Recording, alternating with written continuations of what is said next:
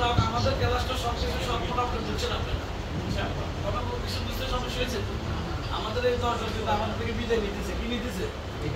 এদের এই 10 জনের ভিতরে আমাদের কারোর সাথে দেখা হবে বা নাও হইতে পারে যদি কোনো মনোমান্য থাকে সবাই আল্লাহর বস্তে মাতৃছে ডায়াবেটিস করতে ক্ষমা করে দিবেন ঠিক আছে নি এবং তার সাথে সাথে যে কোনো বিষয় সড়ক দুর্ঘটনা বা ট্রেনিং এর বিষয় প্রতি শনিবার আমাদের ট্রেনিংগুলো কিন্তু চলে প্রত্যেক শনিবার আপনারা কিন্তু আসতে পারেন এখানে আসতে কিন্তু টাকা লাগে শনিবারদের কোনো ক্লাসে কোনো পয়সা লাগে উঠে এসে চায়েরটা খেয়ে যাবেন ট্রেনিং করে দেবেন কত সময় মনে থাকবে এই একটা বিষয় আরেকটা বিষয় হলো সার্টিফিকেটটা কোনো বিষয় না বিষয় হলো আপনি কতটুকু শিখতে পারছেন হাজার মানুষ রাস্তা সার্টিফিকেট দিয়ে ঘুরতেছে এটা কোনো ফ্যাক্টর না ফ্যাক্টর হলো আমরা এখান থেকে কতটুকু বুঝতে পারছি কি শিখছে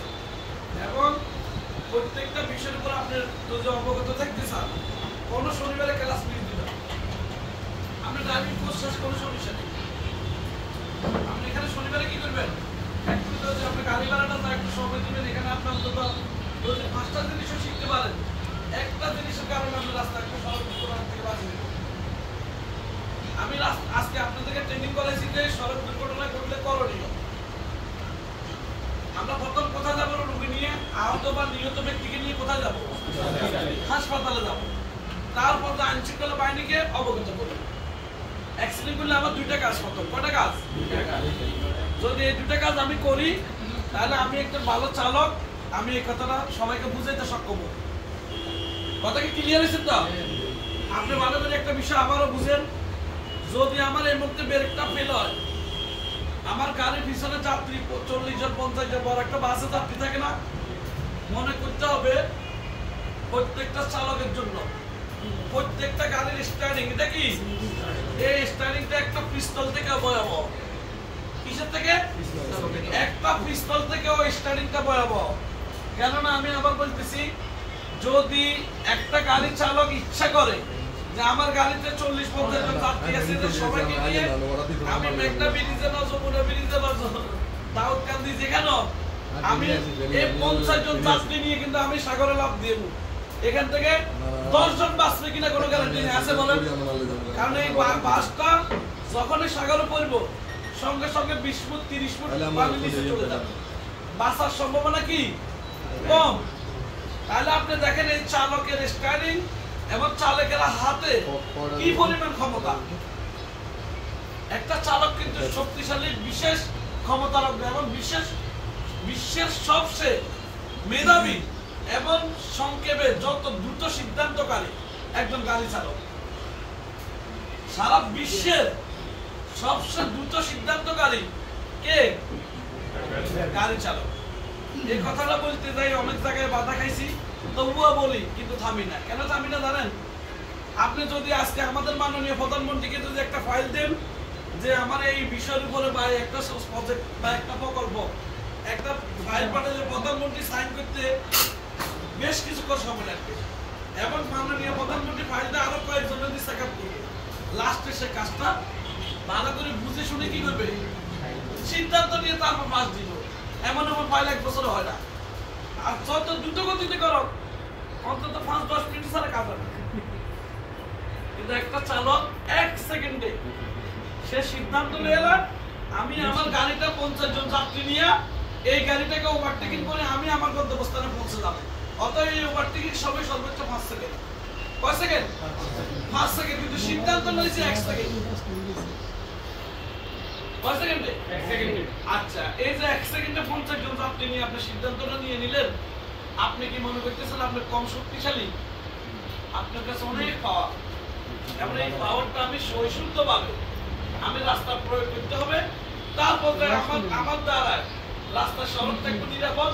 আমার গাড়ি থাকবে নিরাপদ আমার বাড়িতে মা বাপ বিবি বাচ্চা থাকবে নিরাপদ যদি আমি সঠিকভাবে আমার শক্তিটা প্রয়োগ করি অনেক চালক আছে গাড়ির স্ট্যান্ডে পাইলে পিছনে 30-40 জন যাত্রী একবার ডাইনে যাচ্ছে ইন্ডিকেটর না একবার বাইরে যাচ্ছে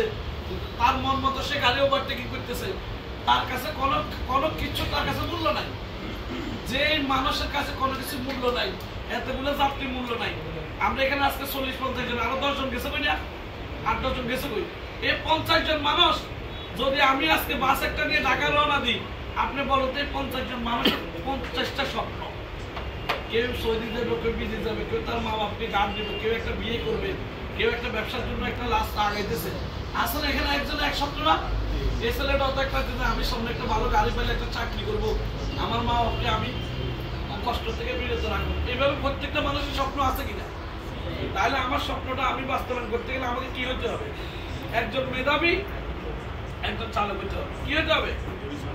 আমাদের বই আছে এখানে, দেখছেন এই বইটা? এই বইটা সারা বাংলাদেশে অনেক জায়গায় গেছে, কিন্তু খুব আলোকিত বই। এই বইটা আমরা অনেক বিগত 1 বছর ধরে আমি নিজে ইন্সপেক্টর বিয়ে দিয়ে বিভিন্ন দপ্তরে তদন্ত করে বিভিন্ন সেফটিগুলো আইন নেওয়া অনেক কষ্টে এই বইটা আমরা শুভ উদ্বোধন করছে বাংলাদেশ চলচ্চিত্র নায়ক ইলিয়াস কাঞ্চন। কে? ইলিয়াস কাঞ্চন। কারণ আমরা নিরাপদ সড়ক সাই সংগঠনের সাথে দীর্ঘদিন কাজ করতেছি। এখন ইতিমধ্যে আপনি দেখেন এই যে ক্লাসটা শনিবার আমরা ফ্রি করে দিচ্ছি, কথা কি বুঝছেন? 40-50 জন 200 লোক আসলে কোনো সমস্যা নাই, আমরা বাইরে হ্যান্ডেল করে এদেরকে শিখাবো।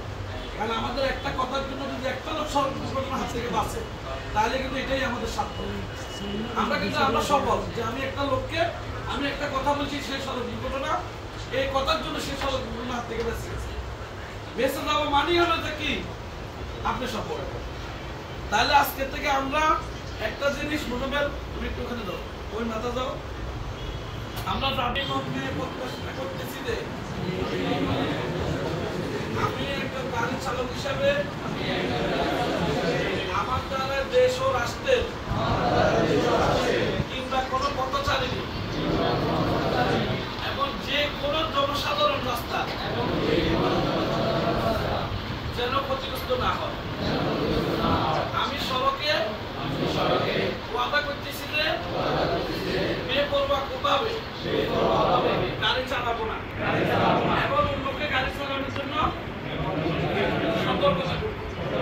সতর্ক করলেই ইনশাআল্লাহ আমরা সফল হবে বলে আমিন। আচ্ছা, সার্টিফিকেট কিন্তু সবাই পাইবেন। আমরা আমাদের